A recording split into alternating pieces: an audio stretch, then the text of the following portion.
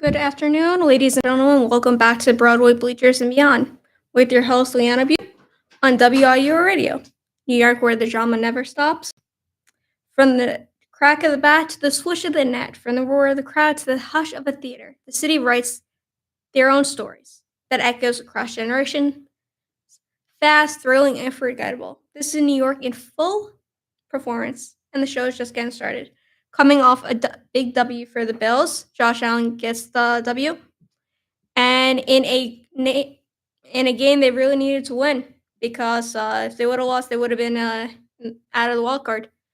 And right now, the Texans are on their heels after beating them the week prior, and the Chiefs. Yes, they did lose over last week, but they're still in the playoff run, and so is the Dolphins somehow.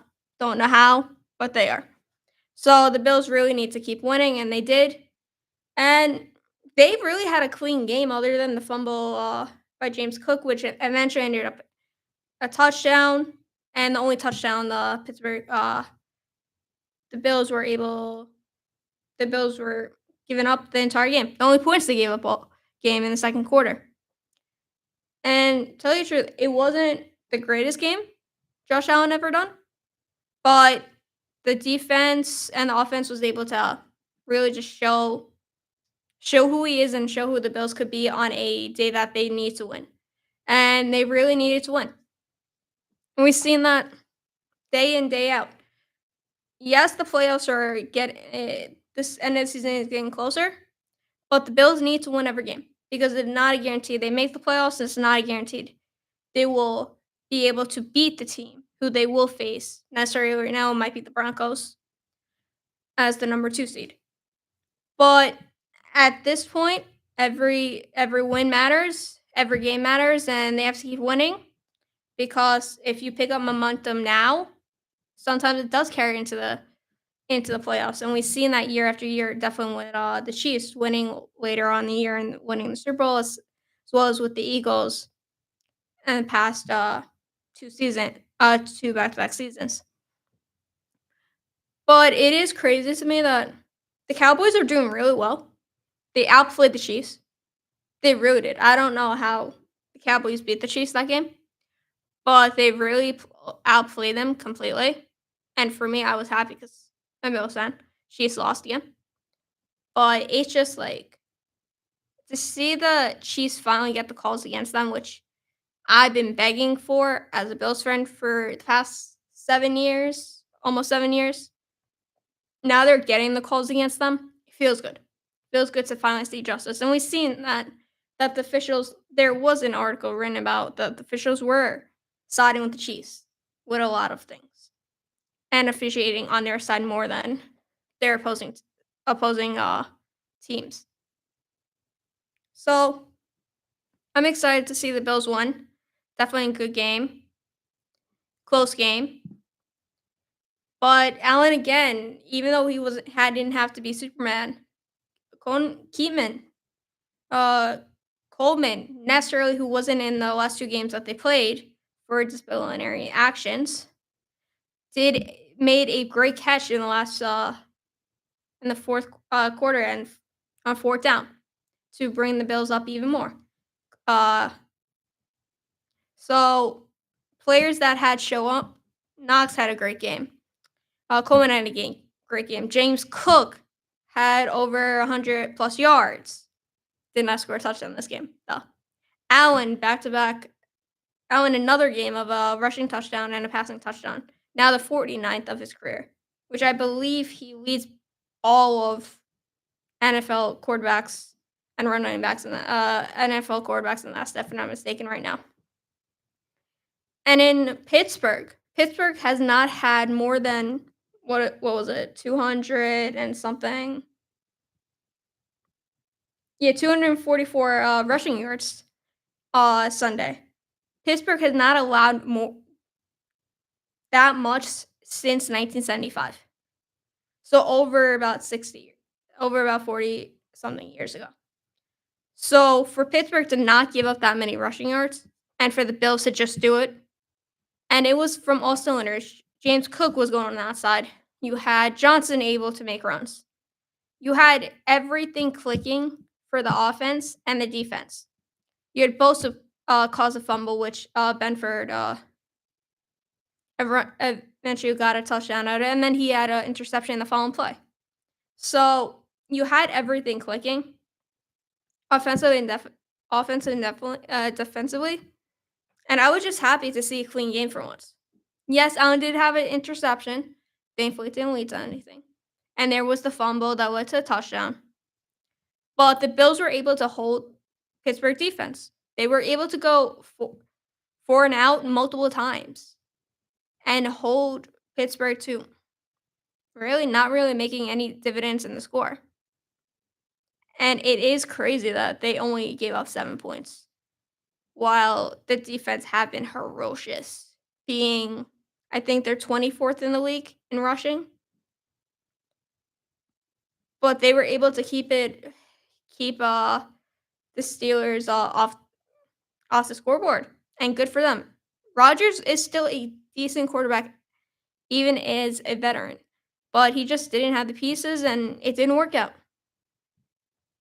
And that's right with Allen, even with his injury, you kind of I was whenever he plays, worried that he was going to be sacked more often. I was worried that the offensive line was not going to be able to help him because they did have two backups on the offensive line. And with Dawkins out, and Dawkins has been really a good protector over the years for Allen. And tell you the truth, from going from 8 sacks most in his career last week to 0 sacks is really good. And you had two replacements on the offensive line, two replacements, and they protected him enough. So that really shows like sometimes maybe injuries they might be not at the right time, but then you could see the players who do show up at they will make their moment. And you've seen that all game long with the offensive line protecting Allen, giving him space to run. And just even also just for the rushing touchdown, literally keep pushing him into the end zone until the officials called it a touchdown. But it's just crazy to see the Bills like go from 1 week of being really horrible to going the next week actually coming out victory.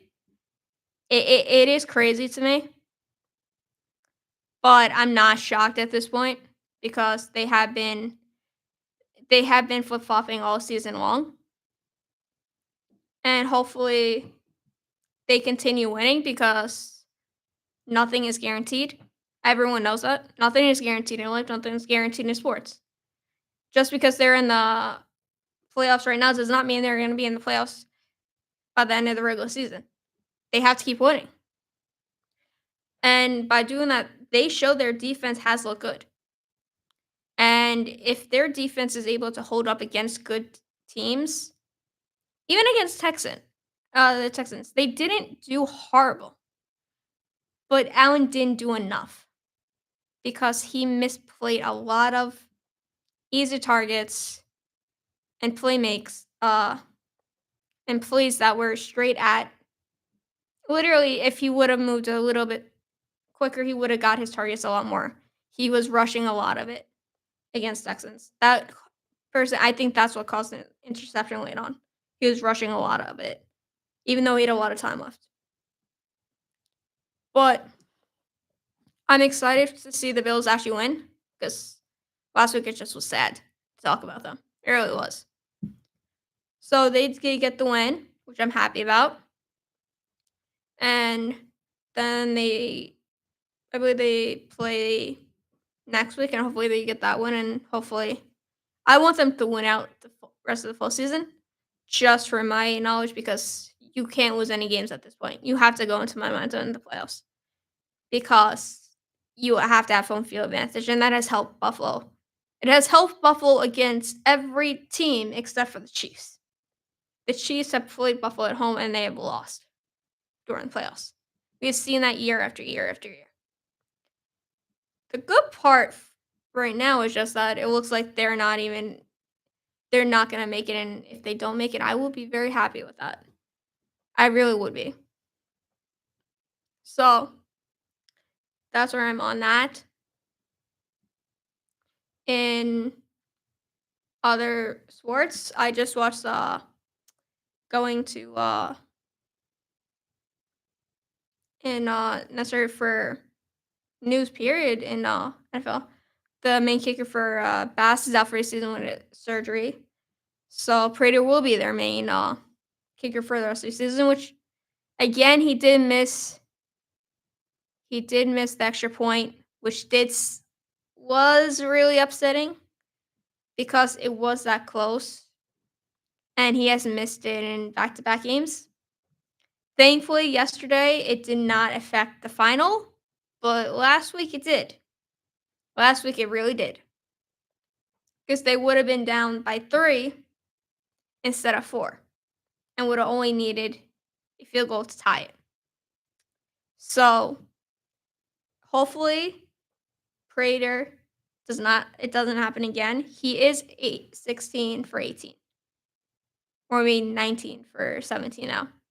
So hopefully he continues to continue kicking well for Buffalo, and he has ever since the game winner for against the Ravens in game 1. In that crazy, crazy game that Buffalo came all the way back. Like, that's just crazy. That was a crazy game to watch. Buffalo being down by that much and literally Allen putting literally the defense just falling apart for Baltimore and Allen getting to be able to do what Allen thinks. It's just crazy where we are at. That right now, Baltimore is, if I'm not mistaken, I think they do lead their division, but they're not a great team. They're really not. So, this year I could say more than last year. There's a lot of teams that are in the hunt, and when a team gets hot, and sometimes they bump up the teams that you would think would be better. Chiefs. Chiefs are not having a great season at all. They lost against the Cowboys, who the Cowboys are now they're really showing that they are in the hunt too. They're playing really well. The Chiefs haven't been playing well, and they're a good team. They just haven't been playing well. And the same thing with Buffalo. But the issue is the Chiefs are in the hunt for the wild card spot. Buffalo's still in the playoffs right now. And for me, I think the Chiefs, you thought it was a shoe-in every year. Buffalo, you as a Buffalo fan, I think we believe that, but sometimes you do know that sometimes that doesn't happen. So I think as a Buffalo fan, I want it to happen so badly that the Chiefs don't make it because then we could say we finally could beat someone else. Because it has been the Chiefs or the Bengals that we have always lost to. And it is sick and tired to lose to the same team year after year after year and being eliminated at home, which you have seen, and seeing other teams celebrate on our field. So that's where I'm on that.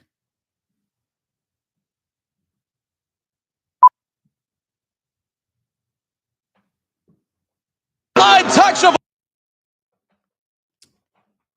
Thank you. That's where I'm on that. Now if you don't mind, I'm gonna switch over a little bit to theater. As we all know, Wicked for Good came out a few weeks ago. Wicked is still really popular on Broadway. I got to see it again. I loved it again with the new cast. Uh, but this is a sad part that I'm seeing on Broadway right now. A lot of like the shows are closing early. Necessarily shows that have big stars like Kristen Chenoweth's show Queen of Society is closing early.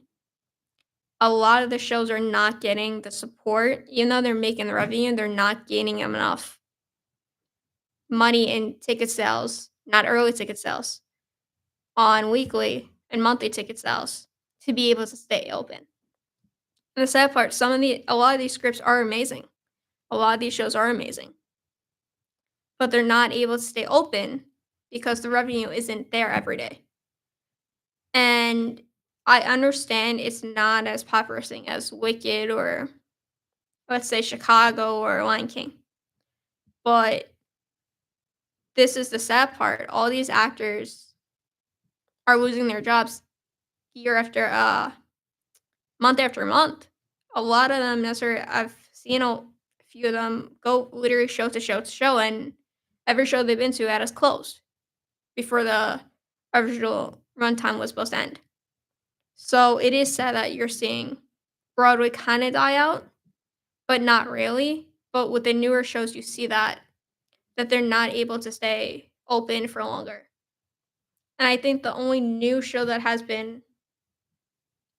I could say recently new that has stayed open has to be The Great Gatsby going on its I think it's going on its 2nd year now, I believe, and that has been the longest running new show, if I'm not mistaken, and that's crazy. And yes, the sales are very well for that, but also they have a lot of discounts for students, rush tickets, etc. But you would think a book adaptation would be really sold out, which The Outsiders completely are. Outsiders hard to get tickets anywhere. But for when you go to new shows, definitely with actors and actresses that are well known, like Kristen Chenoweth, I didn't know show ended very shortly after the run, after it start opening night. It really did. The show was not great. The material was not great. She was great in the show, but the show did not hit its mark. And it just seems like that's a lot recently, that they're not hitting the mark. Even though they have the star power, they're not able to portray the stories that it's supposed to really just have the audience being enveloped in them and enjoy it. And I see that a lot with the newer shows because you see, yes, they're entertaining, they're exciting, but you have this star power, but it's not getting the people or the demographics you need, which are older. You need for Broadway to keep running, you need tourists, but you also need New Yorkers. You need people who are going on matinees on Wednesday afternoon, Saturday afternoon, Sunday matinees. You need regulars who go to the theater or will try going to new shows. And the new shows aren't hitting every box that people want to go see. When people want to go see a show, there's certain boxes that they want to go. Do they want to go see a musical or do they want to go see a play? Do they want to see something fictional or more realistic? Are they going for an actor or actress? Are they going for the music? Are they going for the plot? And a lot of the newer shows, the plot isn't sticking to a lot of people or it is not portrayed well. And I could say that about Redwood more than I haven't seen Queen of Sorry yet, so I will eventually see that before it does close. So I'll figure out how that plot ends up. But for Redwood, it kind of is a confusing plot because you kind of don't know what's happening until you're in the middle of Act One. You kind of understand what's happening, but it's a weird story. Like I love her to death, and she is brilliant in the performance, but the plot isn't there. Plot is the plot is all over. And I think that's where we're struggling necessarily in theater more than anything. That we're seeing things being new, but you're bringing star power, but they're not able to go past their the expectations that the producers, the owners, the cast have for the show. And we haven't been able to see that constantly with new shows recently. A lot of them have closed early. Gypsy, which was phenomenal, and that I think they had, I think it was the 2nd time on Broadway, doing the revival. I might be wrong. It might be the third revival. Um, it might be the second, third revival. She was great in Audrey. She was great in it. The stats, everything was there. It's just not making enough money to keep the lights open. And that's just the sad part. And the ones I do feel bad for are the ensemble members, the swings, uh, the choreographers, all of the orchestra, because they lose their jobs when this happens. They do. And necessary one actress who I've seen, Brian, who's was in original Great Gatsby, she played Catherine in The Great Gatsby, which is which is Myrtle's sister in The Great Gatsby. She played her for the original Broadway run. I think she stayed for a year. Uh, and then she went straight to uh Boop, the play on Betty Boop. Then that closed shows earlier than its runtime. Then she went to Queen Riverside, and now that's closing earlier than its runtime. So you have an actress who literally hopped from one show to another show, and every single show has ended. And right now, Greek Gatsby, the first show that she was originally on, which she was on production for Betty Boop before she did Great Gatsby. She got that call later on. It was good for her that she was able to do that. She was able to work before Boop was able to be on Broadway. So, but you see it, we've seen it so much recently, so many actors and actresses switching from shows because there's not enough either money or they just don't have, it's just, they just can't work it. And I spoke to a lot of tap dancers who was in the Playbill um, Playhouse in Jersey for Great Gatsby. They just could not afford to be paid less on Broadway. They were being paid more off Broadway, and they just couldn't afford it. And that's the sad part about all of these actors. Like you would think they're making millions. They're not. The most, to tell you the truth, the most for the witches for Wicked, they're making maybe 3,000 a week, which isn't bad. But anyone under that much is not really making much, unless you're this is for like Jordan, Aaliyah, Michelle, I can't I Dean, Kristen, uh, Jonathan Groff, I think I'm missing a few, but they're the ones who are making money. The rest of the cast isn't. They're not making the money that you could really support yourself in New York. And that's the sad part. So they have to have shows just for because they have to get that. They have to keep working. They want to keep going in. It's a business at the end of the day. It is a joy for me as a fan to watch them perform and to have fun and have it as a distraction of what's happening everyday life. But at the end of the day, it's still a business.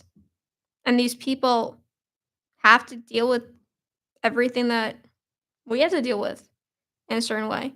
Necessarily, unless you're in that top percent of these castings, necessarily lead or supporting actors, you're not getting the money that most people could afford to just live on their own or even live with a roommate in New York. You just don't have it.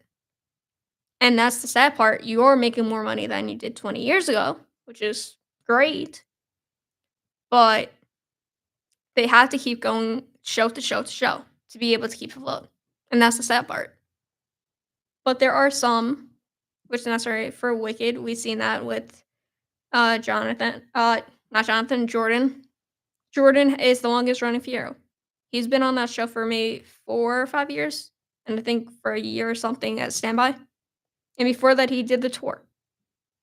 So you do see some actors or actresses get that constant year after year after year, but it's in between for most of them, and that's the sad part. But at the same time, I go to enjoy it, and I support them through off Broadway because that also is a huge part of it. Off Broadway stuff, comedy shows, stand ups, all that stuff. That is all part of enjoying them, and I really do. It's live theater or live performances, and there's nothing like it seeing someone live in person. Concert, plays, musicals, etc. It's just fun because you're with a lot of people and no one's going to experience the same thing you experienced that day. And that's a cool experience. Thank you for listening. This fall. Have a merry Christmas. Have a wonderful rest of your day. And thank you for listening to Broadway Bleachers and Beyond with your host, Leanna Butte on WIU Radio. Have a great new year.